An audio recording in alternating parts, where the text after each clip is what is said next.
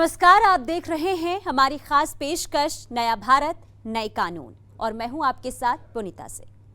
साल 2023 में हमारी और आपकी जिंदगी में बहुत कुछ बदला और इस साल देश के कई कानून भी बदल गए।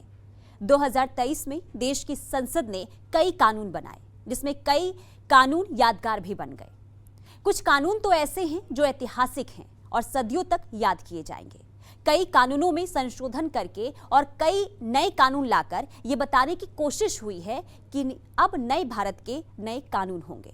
तो चलिए इस खास पेशकश में हम बात 2023 में बने उन प्रमुख कानूनों की करेंगे जिनसे देश में बहुत कुछ बदल जाएगा।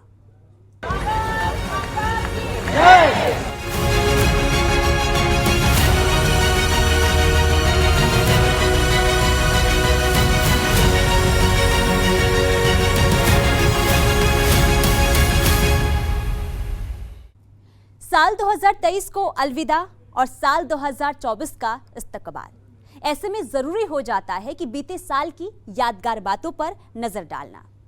साल 2023 की बड़ी उपलब्धियों में से एक है नारी शक्ति वंदन अधिनियम।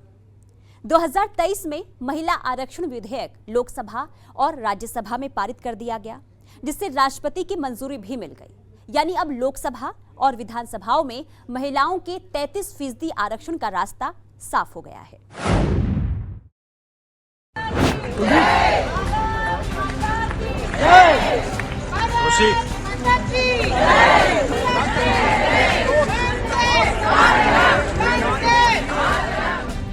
साल 2023 महिलाओं के बढ़ते अधिकारों के लिए भी जाना जाएगा। 2023 में महिला आरक्षण बिल यानी नारी शक्ति वंदन अधिनियम को राष्ट्रपति द्रौपदी मुर्मू से मंजूरी मिली, यानी अब ये अधिनियम कानून बन गया है। विधेयक को 20 सितंबर को लोकसभा और 21 सितंबर को राज्यसभा से पारित किया गया। लोकसभा में इस बिल के पक्ष में 454 वोट पड़े थे। 2 सांसदों ने इसका विरोध किया था, लेकिन राज्यसभा में इस बिल का किसी ने विरोध नहीं किया। वोटिंग के दौरान राज्यसभा में 214 सांसद मौजूद थे और सभी ने बिल के पक्ष में वोट दिया। इस तरह दोनों सदनों में बिल सर्वसम्मति से पास हुआ और फिर राष्ट्रपति की मंजूरी के लिए भेजा गया। शुक्रवार 29 सितंबर की तारीख इस बिल के लिए कानून बनने की तारीख साबित हुई। इस कानून के लागू होने पर लोकसभा और राज्य विधानसभाओं में महिलाओं को 33% आरक्षण मिलेगा। बिल के संसद से पास होने पर राष्ट्रपति द्रौपदी मुर्मू ने कहा था कि ये लैंगिक न्याय के लिए हमारे समय की सबसे परिवर्तनकारी क्रांति होगी। नारी शक्ति वंदन अधिनियम की बड़ी बातें। नारी शक्ति वंदन अधिनियम बिल के प्रावधानों के अनुसार 543 सीट वाली लोकसभा में से 181 सीटें महिलाओं के लिए आरक्षित होंगी। इस समय सिर्फ 82 महिलाएं ही सांसद हैं। इस बिल को लाने का एकमात्र कारण लोकसभा और विधानसभा में महिलाओं की भागीदारी को बढ़ाना है। महिलाओं के लिए आरक्षण का प्रावधान 15 सालों के लिए लागू रहेगा। उसके बाद इस अवधि को बढ़ाया जाए या नहीं, ये फैसला संसद का होगा। इस बिल के तहत SC/ST वर्ग की महिलाओं के लिए किसी भी तरह के अलग से आरक्षण की व्यवस्था की गई है, लेकिन पहले से ही जिन सीटों को SC/ST वर्ग के लिए आरक्षित किया गया है, उनमें से भी 33% अब महिलाओं के लिए आरक्षित होगी। The Constitution 128th Amendment Bill 2023. It's a very important amendment. It's a very important bill. Adhir Ranjan जी सुनिए थोड़ा। आर्टिकल 239AA हम इसमें इंसर्ट कर रहे हैं, जिसके माध्यम से 33% महिलाओं को रिजर्वेशन मिलेगा। किसमें? The national capital territory of Delhi. उसके बाद हम आर्टिकल 330A में अमेंडमेंट कर रहे हैं, जिसके माध्यम से लोकसभा में reservation of seats for schedule caste and schedule tribe जो प्रावधान पहले से है, उसी में ही हम 33% महिलाओं के आरक्षण की बात कर रहे हैं। उसी में हम 33% महिलाओं के आरक्षण की बात कर रहे हैं। एक आर्टिकल 332 है, जिसमें रिजर्वेशन जो दिया हुआ इसमें असेंबलीज के लिए, उसमें भी स्टेट लेजिस्लेटिव असेंबली में 33% महिलाओं के लिए आरक्षण की व्यवस्था कर रहे हैं। ये बहुत इंपॉर्टेंट बिल है। और फिर आर्टिकल 334A में एक नया हम क्लॉज जोड़ रहे हैं, जिसके माध्यम से इस महिला रिजर्वेशन की जो अवधि होगी वो 15 साल के लिए होगी। उसकी यदि बढ़ाना होगा तो संसद इसको अधिकार होगा वो बढ़ाने का। अभी जैसे 543 हमारी लोकसभा की सीट है, जैसे ही ये बिल पास होगा, ये कानून बनेगा उसके बाद वर्तमान में लोकसभा में जो संख्या जो कि सबसे ज्यादा है 82 महिलाओं की संख्या है, वो 181 हो जाएगी इस कानून के पास होने के बाद। कितना क्रांतिकारी कदम हम उठा रहे हैं। महिला आरक्षण बिल को राष्ट्रपति की मंजूरी जरूर मिल गई है, लेकिन अभी भी महिलाओं को उनका हक मिलने में कई पेच हैं। दरअसल इस बिल का कानून बनने और कानून बनकर इसके जरिए असली हकदारों को उनका हक मिलने के बीच कई पड़ाव हैं। सबसे पहले तो जरूरी था कि अधिनियम बने, वो राज्यसभा से पास हो, फिर उसे लोकसभा से भी पास किया जाए, इसके बाद राष्ट्रपति की मंजूरी मिले। इस तरह अपने 3 पड़ाव पार कर यह अधिनियम अब कानून तो बन गया, लेकिन अभी इसकी राह में 3 और मील के पत्थर तय करने बाकी हैं। कानून को पूरी तरह से लागू होने के लिए जरूरी है कि इसे राज्यों से मंजूरी मिले। इसके बाद अगला पड़ाव जनगणना है, जो कि बेहद जरूरी है, और सबसे आखिरी पड़ाव है परिसीमन। इन राहों से गुजर कर ही यह कानून हकदारों को उनका हक दिला पाएगा। माइनॉरिटी ग्रुप्स होते हैं या वीक ग्रुप होते हैं, जैसे शेड्यूल कास्ट हो गए, शेड्यूल ट्राइब हो गए या ओबीसी हो गए, उनको रिजर्वेशन की ज़रूरत होती है ताकि उनकी रिप्रेजेंटेशन हो सके। रिप्रेजेंटेशन से बेटर लॉज क्रिएट होते हैं स्पेशली उनके लिए। तो ये इंडिपेंडेंस के समय से माना जा रहा है कि विमेन जो हैं वो एक वीकर ग्रुप है, और उनकी प्रोटेक्शन या उनकी डेवलपमेंट के लिए उनके लिए एक किस्म से रिजर्वेशन करना ज़रूरी है ताकि बेटर लॉज बन सके। तो ये जो लोकसभा है, ये 1/3 सीट लोकसभा की, 1/3 सीट स्टेट लेजिस्लेटिव असेंबलीज की, और नेशनल कैपिटल दिल्ली में 1/3 रिजर्वेशन मानी जाएगी, जिसका मतलब है कि 1/3 सिर्फ विमेन को के लिए सीट रिजर्व करी जाएगी, जिसमें शेड्यूल कास्ट शेड्यूल ट्राइब्स के लिए भी जो रिजर्वेशन होती थी उसमें भी 1/3 सीट सब विमेन के लिए होगी। क्या राज्यसभा को लेकर भी इस बिल में कोई जिक्र किया गया है कि राज्यसभा में महिलाओं के लिए कुछ आरक्षण होगा? देखिए, जैसे कि मैंने आपको कहा, लोकसभा, स्टेट लेजिस्लेटिव असेंबली और दिल्ली की जो लेजिस्लेटिव असेंबली, ये सिर्फ उसके लिए है, हायर लेजिस्लेटिव असेंबली के लिए नहीं है। महिला आरक्षण बिल के अनुसार जो सीटें महिलाओं के लिए आरक्षित हैं, उस पर तो महिलाएं उतरेंगी ही, लेकिन जो सीटें उनके लिए आरक्षित नहीं हैं, उस पर भी वह चुनाव लड़ सकती हैं। वहीं इस बिल में ओबीसी महिलाओं के लिए अलग से किसी तरह के आरक्षण की व्यवस्था नहीं है। वो उन्हीं सीटों पर चुनाव लड़ सकती हैं जो या तो अनारक्षित हैं या महिलाओं के लिए आरक्षित हैं। इस बिल के कानून बनने से महिलाओं में खुशी है। इस बिल को महिला उत्थान के लिए मील का पत्थर बताया जा रहा है। ब्यूरो रिपोर्ट, सूर्य समाचार।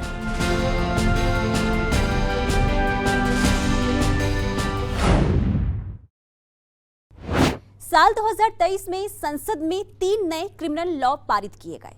नए आपराधिक कानून से बहुत कुछ बदल जाएगा। इस लॉ में महिलाओं और बच्चों को प्राथमिकता दी जाएगी, तो नागरिक अधिकारों को सर्वोपरि रखा जाएगा। तो चलिए देखते हैं कि 3 नए क्रिमिनल लॉ लागू होने के बाद आखिर क्या बदलाव होंगे।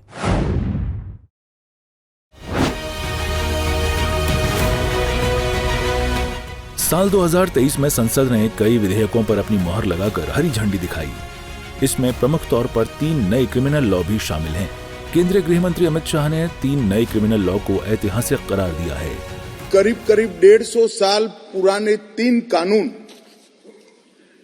जो हमारी क्रिमिनल जस्टिस सिस्टम, आपराधिक न्याय प्रणाली को गवर्न करते हैं, वो तीनों कानूनों में पहली बार मोदी जी के नेतृत्व में भारतीयता, भारतीय संविधान और भारत की जनता का चिंता करने वाले बहुत आमूलचूल परिवर्तन लेकर मैं आया हूं। माननीय अध्यक्ष जी, इंडियन पिनल कोड, इसकी जगह जो इंडियन पिनल कोड 1860 में बना, उसका उद्देश्य ही दंड देना था, उसका उद्देश्य न्याय देना नहीं था। उसकी जगह भारतीय न्याय संहिता 2023 इस सदन की मान्यता के बाद पूरे देश में अमल में आएगी। माननीय अध्यक्ष जी, सीआरपीसी, क्रिमिनल प्रोसीजर कोड 1998, इसकी जगह भारतीय नागरिक सुरक्षा संहिता 2023 इस सदन की अनुमोदना के बाद अमल में आएगी, और इंडियन एविडेंस एक्ट 1872 की जगह भारतीय साक्ष्य विधेयक 2023 अमल में आएगा। नए कानूनों में महिलाओं और बच्चों को प्राथमिकता देने पर जोर दिया गया है। साथ ही नागरिक अधिकारों को सबसे ऊपर रखने की बात कही गई है।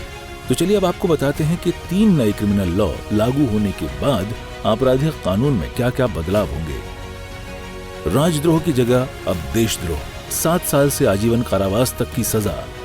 नए कानून में सरकार की आलोचना पर दंड नहीं, शादी के नाम पर धोखाधड़ी पर सजा 10 साल तक की सजा। 16 साल से कम उम्र की लड़की से दुष्कर्म के लिए सजा बढ़ाकर 20 साल की गई। नाबालिग से दुष्कर्म में मौत की सजा का भी प्रावधान। 12 साल से कम उम्र की नाबालिग से दुष्कर्म पर कम से कम 20 साल जेल की सजा या मौत की सजा होगी। जेंडर न्यूट्रलिटी में महिलाओं को आरोपी बनाया जाएगा। मॉब लिंचिंग पर दोषी को फांसी तक की सजा देने का प्रावधान। भगोड़े अपराधियों पर अब सख्ती की जाएगी। उनकी गैर मौजूदगी में कोर्ट में ट्रायल भी हो सकेगा। अब 120 अपराधों में भगोड़ा घोषित करने का प्रावधान किया गया है। नए कानून में संगठित अपराध करने के प्रयास और संगठित अपराध करने के लिए सजा एक ही। इस आधार पर अंतर किया गया है कि मौत कथित अपराध के कारण हुई है या नहीं। मौत से जुड़े मामलों के लिए आजीवन कारावास से लेकर मृत्यु तक की सजा का प्रावधान। जहां अपराध के कारण कोई मृत्यु नहीं होती है, वहां अनिवार्य न्यूनतम सजा 5 साल निर्धारित की गई। इसे आजीवन कारावास तक बढ़ाया जा सकता है। छोटे संगठित अपराध की एक अलग श्रेणी भी रखी गई है। चोरी, छीना झपटी, धोखाधड़ी, अनाधिकृत टिकटों की बढ़ती बिक्री, सट्टेबाजी या जुआ, सार्वजनिक परीक्षा प्रश्न पत्रों की बिक्री को अपराध मानती है। बीएनएस में आतंकवाद को लेकर प्रावधान किया गया है। बीएनएस आतंकवाद को सामान्य आपराधिक कानून के दायरे में लाता है। आतंकी कामों में दोषी पाए जाने पर मौत की सजा या उम्र कैद की सजा हो सकती है। सरकार का दावा है कि अब इंसाफ के लिए भटकना नहीं पड़ेगा। अब देश में कहीं भी 0 एफआईआर दर्ज करवा सकेंगे। अब 0 एफआईआर में धाराएं भी जुड़ेंगी। 15 दिन के भीतर 0 एफआईआर संबंधित थाने को भेजनी होगी। नए कानून में कैदियों के लिए कई प्रावधान किए गए। 1/3 सजा काट चुके अंडर ट्रायल कैदी के लिए जमानत का प्रावधान। सजा माफी को लेकर भी कई प्रावधान किए गए हैं। अगर मौत की सजा मिली तो उसे ज्यादा से ज्यादा आजीवन कारावास में बदला जा सकता है। आजीवन कारावास है तो 7 साल की सजा काटनी होगी। 7 साल या उससे ज्यादा की सजा है तो कम से कम 3 साल जेल में रहना पड़ेगा। देखिए, जो 3 स्तंभ हैं क्रिमिनल लॉ के, वो है इंडियन पीनल कोड जिसमें पनिशमेंट आती है, सीआरपीसी क्रिमिनल प्रोसीजर कोड जिसमें क्रिमिनल लॉ किस तरह से चलेगी वो बताया जाता है, और इंडियन एविडेंस एक्ट की किस तरह के प्रूफ करने के लिए किस तरह के एविडेंसेस की ज़रूरत है। ये अंग्रेज़ों की देन थी और इसमें काफ़ी सारे अमेंडमेंट्स हुए थे, परंतु अमेंडमेंट्स की कन्फ्यूजन क्या होती है कि कितनी बार पता नहीं चलता ये अमेंडमेंट की इंटरप्रिटेशन होती है। जहाँ पे सुप्रीम कोर्ट आती है, सुप्रीम कोर्ट बताती है कानून का मतलब ये है, तो अब ये हो गया कि एक और कन्फ्यूजन हो जाती है। तो इन सब को हटा के, इन सब को मिला के, इन सब को नज़र रखते हुए ये 3 नए एक्ट्स लेकर आए गए हैं जो कि पूरी तरह से इंडियन पीनल कोड, जो आपका पनिशिंग सेक्शन है एक्ट है, उसको सीआरपीसी क्रिमिनल प्रोसीजर कोड की किस तरह से कोर्ट्स प्रोसीड करेंगी और इंडियन एविडेंस एक्ट की किस तरह की एविडेंसेस लेकर आई जाएंगी, उसमें पूरी तरह से फेरबदल करके 3 नए कानून लेकर आए गए हैं। जैसे कि आप इंडियन पीनल कोड की बात करिए, पहले क्या होता था कि जैसे छोटे ऑफेंसेस होते हैं 6 महीने के नीचे, उसमें भी पनिशमेंट होती थी, उसको हटा दिया गया है। बोल दिया गया है कि उसमें क्या होगा कि आपको जो पनिशमेंट मिलेगी वो जेल टाइम नहीं होगा या फाइन एक अलग चीज़ होगी, पर आपको पब्लिक सर्विस करनी पड़ेगी। आपको जैसे सड़क साफ़ करना है, पेड़ लगाना है, गरीबों को पढ़ाना है, ऐसे करके। दूसरी चीज़ ये हो गई कि एक एफआईआर की बड़ी प्रॉब्लम होती थी। आप एक जगह जाते थे, वो थाना बोलता था यहाँ नहीं, आप उधर जाइए, मेरी जुरिसडिक्शन में नहीं पड़ता, भागते रहते थे। सुप्रीम कोर्ट ने कह दिया कि नहीं, पुलिस वालों को एफआईआर लिखना मैंडेटरी है, कोई सुनता नहीं था। अब आईपीसी में ही लेकर आ गए हैं कि 0 एफआईआर का कॉन्सेप्ट, कि कहीं पे भी आप बैठे हो वहाँ आप अपनी एफआईआर लिखवा सकते हो, वो थाना फिर सही जगह में उस एफआईआर को भेज देगा। ये बहुत बड़ा चेंज हुआ। अब आप सीआरपीसी की बात करिए, क्या होता था कि हमारे यहाँ पे वो कहावत है ना, तारीख पे तारीख, तारीख पे तारीख, तो सीआरपीसी में बदल आ गया। ये बोल दिया गया कि कोई भी क्रिमिनल कोर्ट होगी 3 साल के अंदर आपको फैसला सुनाना ही सुनाना है, यानी टाइम बाउंडेशन, किसी भी तरह का अपराध हो, टाइम बाउंड कर दिया। दूसरी चीज़ ये कर दी, उसके बाद फैसला, कितनी बार क्या होता था, कोर्ट बहुत बिजी होती थी, तो होता क्या था कि फैसले 6-6 महीने बाद आ रहे, तो बोल दिया भैया आपको 1 महीने के अंदर फैसला देना है। आपके पास एक 90 दिन का टाइम होता है 6 साल के बाद, परंतु ये एक टाइम बाउंड कर दिया। क्या तो क्या हो गया, सीआरपीसी में बहुत बड़ा बदलाव आ गया।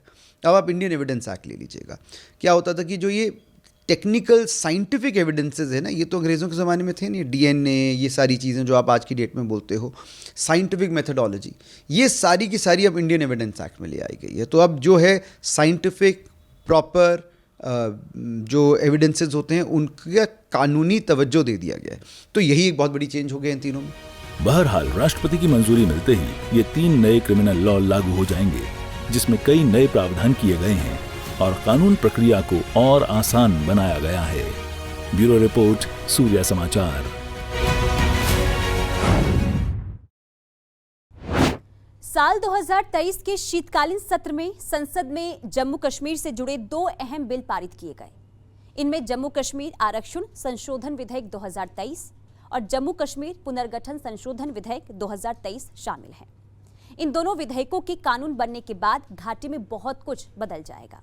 इसी से जुड़ी आपको रिपोर्ट भी दिखाते हैं।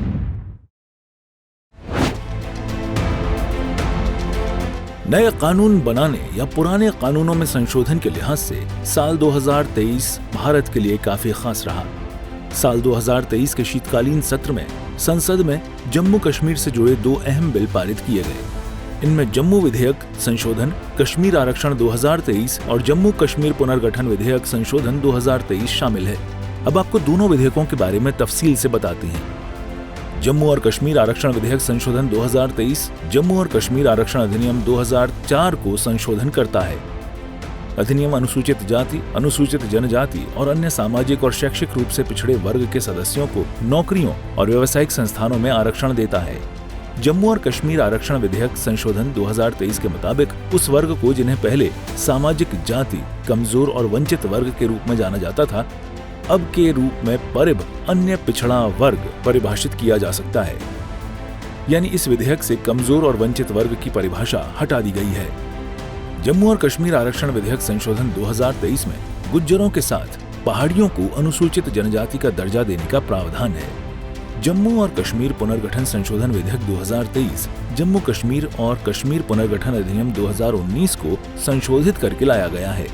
संशोधित विधेयक जम्मू और कश्मीर राज्य के संघ में पुनर्गठन का प्रावधान करता है, जिसमें जम्मू और कश्मीर विधानमंडल के क्षेत्र शामिल हैं। जम्मू और कश्मीर पुनर्गठन विधेयक 2019 अधिनियम ने जम्मू और कश्मीर विधानसभा में सीटों की संख्या 83 करने के लिए 1950 अधिनियम की दूसरी अनुसूची में संशोधन किया। इन 83 सीटों में से अनुसूचित जाति के लिए 6 सीटें आरक्षित की गई थीं, जबकि अनुसूचित जनजाति के लिए कोई सीट आरक्षित नहीं की गई थी।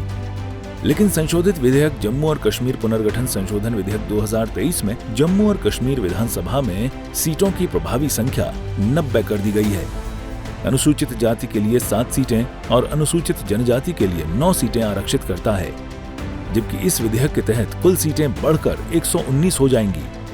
कुल सीटों में पाकिस्तान प्रशासित कश्मीर यानी पीओके की 24 सीटें भी शामिल हैं, जो खाली रहेंगी। इस विधेयक में विस्थापित कश्मीरी पंडितों के लिए 2 सीट आरक्षित करने का प्रावधान है। इन 2 नामांकित सदस्यों में से एक महिला होगी। वहीं पाक अधिकृत कश्मीर के विस्थापितों के लिए 1 सीट आरक्षित करने का भी प्रावधान किया गया है। संशोधित विधेयक में प्रवासियों के लिए कहा गया है कि जो व्यक्ति 1 नवंबर 1989 के बाद कश्मीर घाटी या जम्मू और कश्मीर राज्य के किसी अन्य हिस्से से चले गए और राहत आयुक्त के साथ पंजीकृत हैं, उन्हें प्रवासी माना जाएगा। प्रवासियों में उन्हें भी शामिल किया गया है जो किसी सरकारी कार्यालय में सेवा दे रहे हैं या किसी काम के लिए चले जाने से अशांत परिस्थितियों के कारण वहां रहने में असमर्थ हैं। संशोधित विधेयक में ये भी कहा गया है कि उपराज्यपाल पाकिस्तान के कब्जे वाले जम्मू कश्मीर के विस्थापितों का प्रतिनिधित्व करने वाले एक सदस्य को विधानसभा में नामित कर सकते हैं। बता दें कि यहाँ विस्थापित व्यक्तियों में उन्हें रखा गया है जो पाकिस्तान के कब्जे वाले जम्मू कश्मीर में अपने घरों को छोड़ चुके हैं या कहीं और विस्थापित हो गए हैं और वर्तमान में वो पीओके से बाहर रह रहे हैं। केंद्रीय गृह मंत्री अमित शाह ने लोकसभा में इन 2 विधेयकों पर चर्चा के दौरान कहा कि आतंकवाद के दौर में जम्मू कश्मीर से 46,631 परिवार विस्थापित हुए थे। इसके अलावा पाकिस्तान के साथ हुए युद्धों के दौरान 41,844 परिवार विस्थापित हुए थे। हमारे इस विधेयक का उद्देश्य इन सभी लोगों को सम्मान के साथ उनका अधिकार देना है। बिल को लेकर आया हूं, वो 2 बिल एक प्रकार से सभी पार्टियों को मैंने सुना है, सर्वानुमत से बिल के तत्व को सबने समर्थन किया है। बिल का जो तत्व है, कंटेन है, इसका किया है।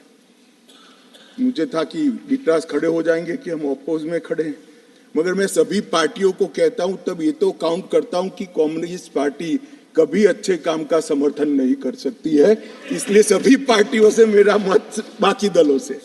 मान्यवर, कमजोर और वंचित वर्ग, ये जो नाम है, किसी भी नागरिक की डिग्निटी को बहुत हर्ट करने वाला नाम है, अंतर की गहराइयों तक दुख खड़ा करने वाला नाम है, और बहुत समय से था।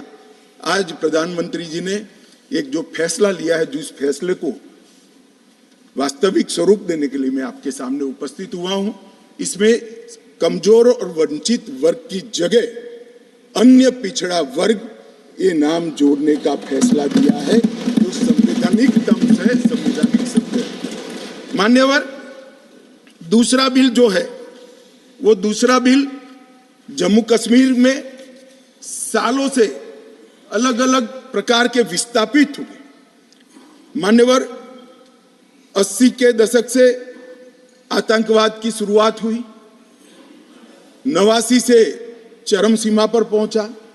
ढेर सारे कश्मीरी हिंदू, विशेषकर कश्मीरी पंडित और ढेर सारे सिख भाई घाटी छोड़कर पूरे देश भर में बिखर गए। वहीं अमित शाह ने कश्मीर के पुराने हालात के लिए तत्कालीन प्रधानमंत्री पंडित जवाहरलाल नेहरू की नीतियों को जिम्मेदार ठहराया। मुझे यह एक अच्छा फैसला लगा, इनटू ब्रैकेट सीज फायर, मुझे यह एक अच्छा फैसला लगा, लेकिन इस मसले को ठीक से नहीं निपटा गया। हम सीज फायर और विचार करके कुछ बेहतर मार्ग निकाल सकते थे। मुझे लगता है कि भूतकाल में हमसे द्वारा की गई गलती है। नहीं कर सकते, स्वयं जवाहरलाल नेहरू ने कहा है। अब मुझे क्या कह रहे हो? नेहरू ने स्वयं कहा है। मैं रेफरेंस भी दे देता हूं।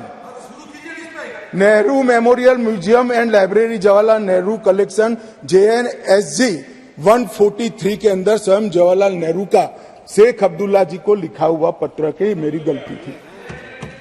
मैं सब किसी को कोट नहीं कर रहा। अरे यार, ये नेहरू जी ने लिखा है, सूरज समझते नहीं हो? अनुवाद हो रहा है या नहीं हो रहा है अंदर? ये नेहरू जी ने कहा है, मैंने नहीं कहा है। माने मैं तो नेहरू जी का कोट पढ़ रहा हूं, क्यों गुस्से हो रहे हैं मुझ पर? गुस्सा होना है तो नेहरू जी पर होना चाहिए। ये उनका कोट है, मुझ पर गुस्से हो रहे हैं। मेरी तो समझ में ही नहीं आता है। गुस्से होना है तो जवाहरलाल नेहरू जी पर उनको होना चाहिए। वहीं विपक्ष इन विधेयकों को लेकर सवाल भी खड़े कर रहा है। बहरहाल इन दोनों विधेयकों के कानून बन जाने के बाद घाटी में बहुत कुछ बदलने वाला है, और ये देखना होगा कि क्या ये बदलाव विकास की ओर जाता है। ब्यूरो रिपोर्ट, सूर्या समाचार। और अब बात करेंगे नए टेलीकम्युनिकेशन बिल 2023 की। इस बिल में भी कई बदलाव किए गए हैं। नए टेलीकम्युनिकेशन बिल को राष्ट्रपति द्रौपदी मुर्मू की मंजूरी मिलने के बाद अब ये कानून बन गया है। कानून बनने के साथ ही 138 साल पुराने टेलीग्राफ अधिनियम में बदलाव हो गया है, जिसके तहत अब फर्जी सिम लेने पर 3 साल जेल और 50 लाख तक जुर्माने का प्रावधान है।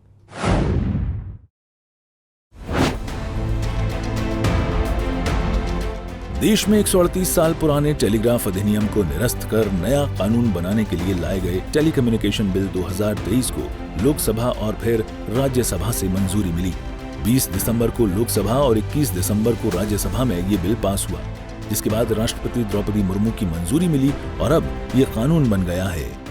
To introduce the Telecommunication Bill 2023 to amend and consolidate the law relating to development, expansion and operation of telecommunication services and telecommunication networks, assignment of spectrum and for matters connected therewith or incidental thereto.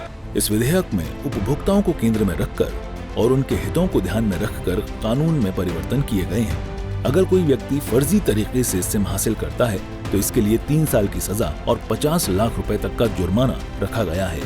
इसी तरह के प्रावधान phone नंबरों के अन्य दुरुपयोगों के लिए किए गए हैं।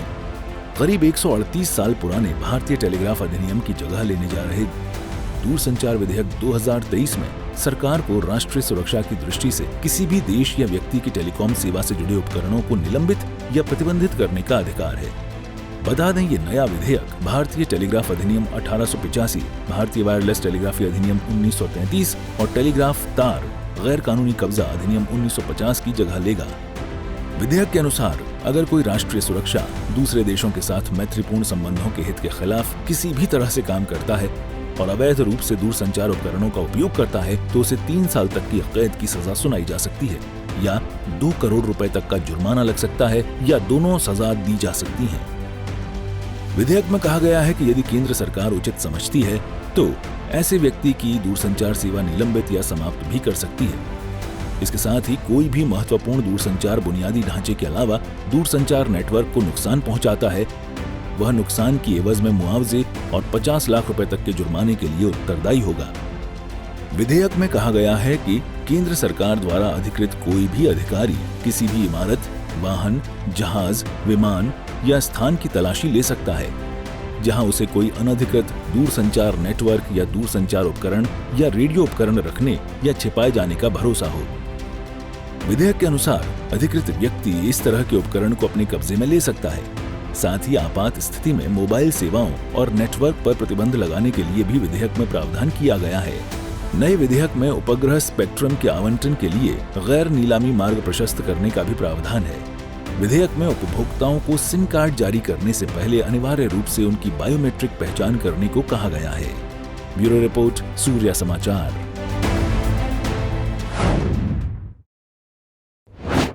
तो इस खास पेशकश नया भारत नए कानून में हमने आपको ये बताने की कोशिश की कि साल 2023 में कौन कौन से अहम विधेयक पारित हुए और उनका क्या प्रभाव आगे पड़ेगा। तो चलिए दीजिए इजाजत, नमस्कार।